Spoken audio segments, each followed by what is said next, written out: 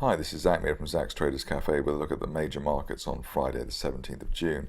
For the FTSE 100, we've got this market really between the range, or in the range of 58.45, which was the last support in February, and 60.36, which was the floor in March. End of day close outside those parameters, really determining the major move that we can expect over the course of the rest of June. All the main moving averages are currently falling, which is a negative, if not a lagging indicator as far as the technicals are concerned. RSI towards the oversold area, but not yet oversold. Probably would expect a move back towards 60.36 or so, even if we then fail after that. But the easiest thing here is to just trade that range of around 200 points. For the DAX, we had a bear trap incident, really. That low in April, 94.84. We traded down to 94.32 before rebounding, and there may be some further upside from that back towards 96.50, 9700, the area of the second gap to the downside so far this month. But it's difficult to pretend that this is anything other than quite a negative looking chart after the big bull traps that we had for April, May and June through the 200-day moving average above 10,000. Probably the best way forward here is to wait for an end of day close back below 94.84 before assuming further downside. Onto the Dow, and here 17,500 was the level that we were looking for as at least an initial target on the downside. We went down to 17,471, so at least that part of the technicals did come into play. Still a risk of fresh downside maneuvers while we remain below the 50-day moving average at 17,787. But for now, slightly less bearish and more range bound for this market rather than the breakdown towards the 200-day moving average zone at 17,191. The S&P, similar picture as you would expect. 2050, the low for yesterday's session. We're back at the or near the 50-day moving average, 2077. End of day close above that would probably give us another journey back towards the 2090 to 2100 zone. But one has to still bear in mind the message that a major support line was broken from February, and the risks are still probably to the downside for now. Onto the NASDAQ, and NASDAQ wasn't that keen to break down below that uptrend line from February, and that was the case even before yesterday's bounce.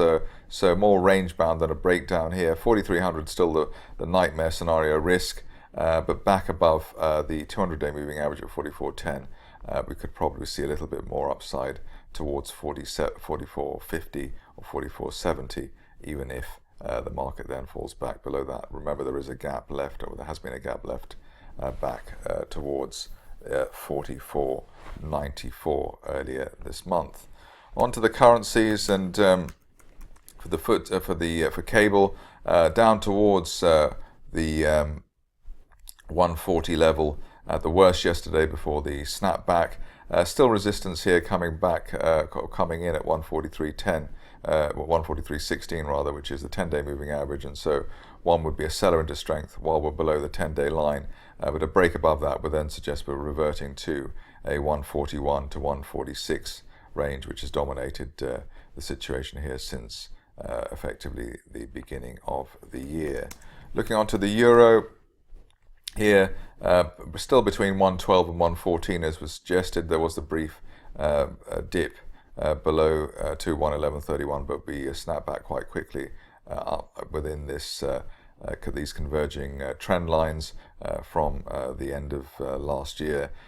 Resistance coming in at 112.97, which is the 50-day moving average. So a seller in strength at the moment would be, or a sell into strength would be the favored option, albeit by a narrow margin.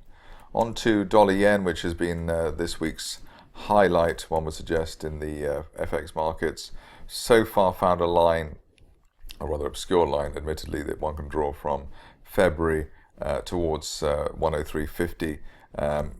Basically we have the resistance from the 10-day moving average at 106.22, and while below that this market is a sell into strength, and one would be surprised even if we break back above 105.54, which was the May floor. So still looking bearish as far as dollar yen is concerned, even though some of the panic in the market has died off. Finishing off with gold, and here we've had the bull trap through the former 1303 May resistance, the peak yesterday up to 1315 before the market fell. Support should come in at the 10-day moving average. That's currently around the 1271 level. And while there's no intraday close back below that, one would expect further attempts at a sustained clearance of the 1300 zone. But that's it from me. More updates at the same time on Monday.